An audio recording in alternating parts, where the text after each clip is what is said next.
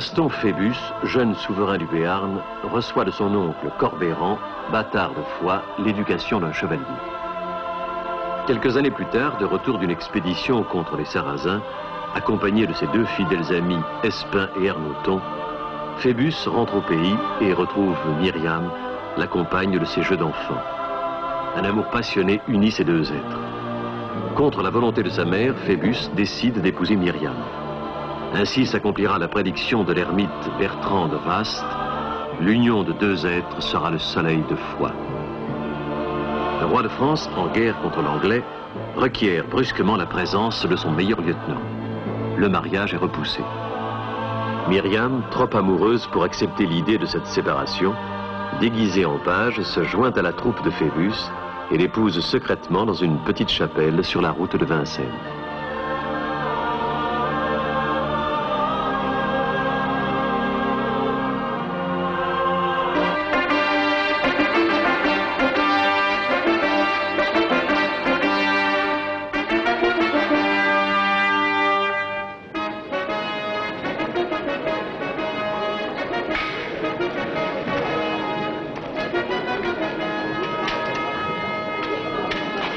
Souviens-toi, ici, tu n'es plus seulement comtesse de Foix, mais une reine. La reine du Béarn. Ne vous laissez pas impressionner par ce palais ni par cette cour. Souvenez-vous toujours que si le roi possède cette puissance, c'est à nous, gens de ces provinces, qu'il la doit. Et à nous, surtout. Les Béarnais. Péché d'orgueil. Je suis un roi comme celui de France. Ce vieillard aveugle est Sa Majesté le roi de Bohême.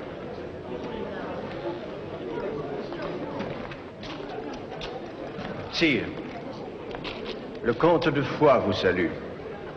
Gaston, comme ton père. Oui, sire. Je l'ai bien connu. Et je l'ai bien aimé, c'était un grand capitaine. Il va beaucoup nous manquer dans cette bataille. Dois-je comprendre, sire, que vous avez l'intention de vous joindre à l'os? Ah, certainement. Cela vous étonne, mon cousin. Ne craignez rien. Que l'on me conduise au cœur de la mêlée, et je saurai faire ma part aussi bien qu'un autre.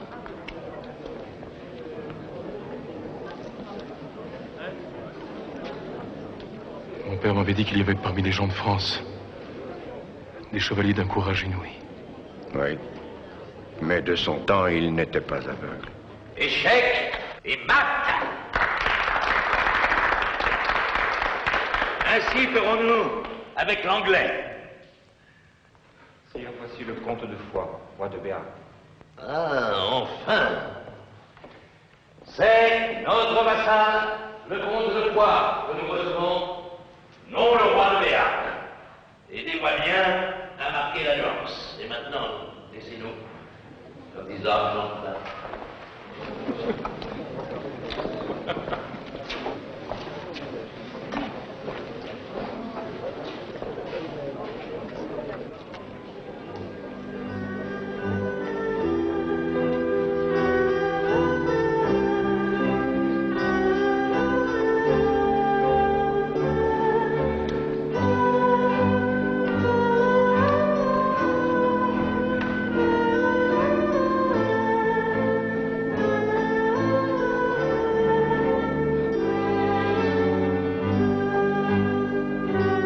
Attends le comte de Foix.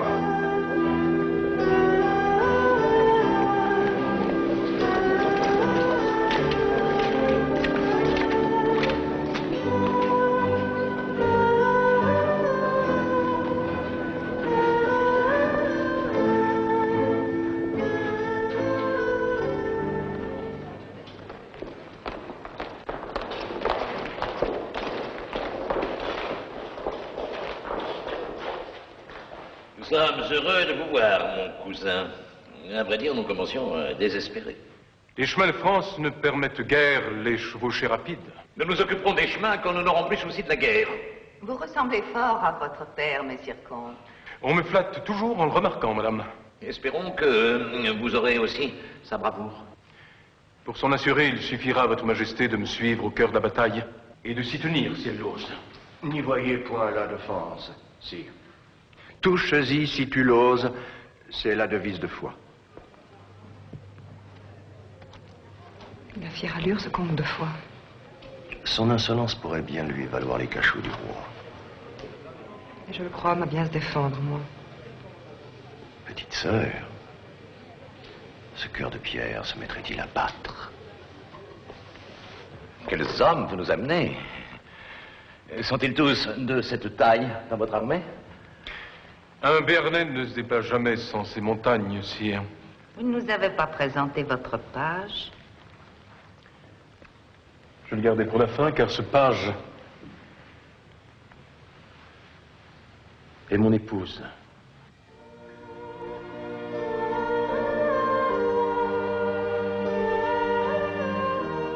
Surprenante beauté. Mon cousin, la jeune dame de Foix est désormais sous notre protection. Je serai heureuse de la garder près de moi pendant toute la durée de la campagne.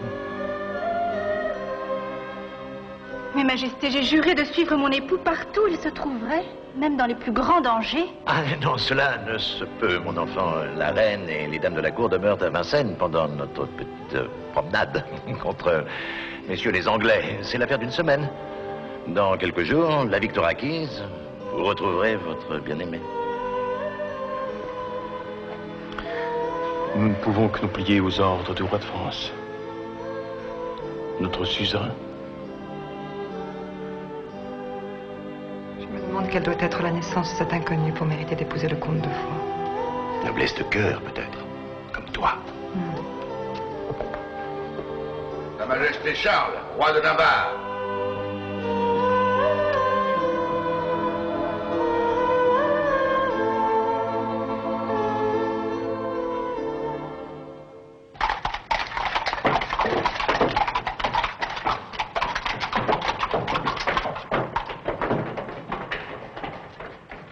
Ouvrez à Monseigneur le duc d'Anjou.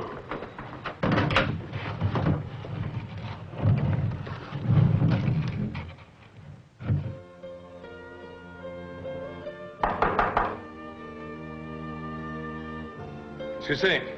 Service du roi. Sa Majesté tient conseil et prie Monseigneur le comte de Foix de bien vouloir y participer.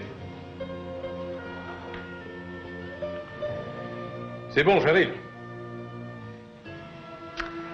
À ton retour, je dormirai. Je te préviens.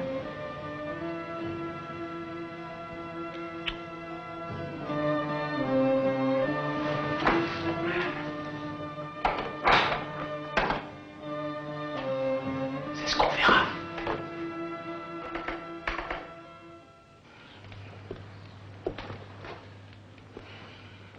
Les maudits. Les maudits. Nouvelle surprenante, les Anglais se retirent. Mais ils ne nous échapperont pas. Il faut les rattraper. Comment, sire? En marchant, jour et nuit, en leur tombant dessus dans la foulée, c'est clair. Nos préparatifs les ont frappés de terreur, qu'en sera-t-il quand ils nous verront surgir dans leur dos? Toujours en retard, mon cousin. Si c'est pour commettre une folie, je regrette de n'avoir pas tardé davantage. Si vos troupes étaient arrivées à l'heure convenue, nous serions déjà sur les talons des Anglais. Peut-être même aurions-nous remporté une victoire que j'espère depuis si longtemps. Il faut partir. Non, sire, mes troupes ne repartiront pas sans s'être reposées. Il n'est pas question d'attaquer avec des chevaux fourbus, montés par des chevaliers à bout de sel. Quant aux hommes à pied... Ah, la piétaille, quelle importance. Nous battrons les Anglais par le seul effet de la surprise. Et si la surprise était pour nous, combien avez-vous d'archers? 6 000. À peine. Et encore, ce sont des mercenaires, des Génois qui se débanderont au premier choc. Comment? Pas en français? Ben non, il a été impossible d'en trouver. Voilà bien l'effet de vos mauvaises finances, mon cousin. Le roi de France a tout imposé, jusqu'à la fabrication des arcs. Résultat, cette fabrication en France a totalement cessé, alors qu'Édouard l'encourageait chez lui par tous les moyens. Aujourd'hui, les Anglais disposent d'arcs en bois d'If si légers qu'ils peuvent tirer 3 flèches durant le temps que met un Génois pour lancer un carreau ou un rifton. Les flèches ne peuvent pas grand-chose contre les armures. Suivez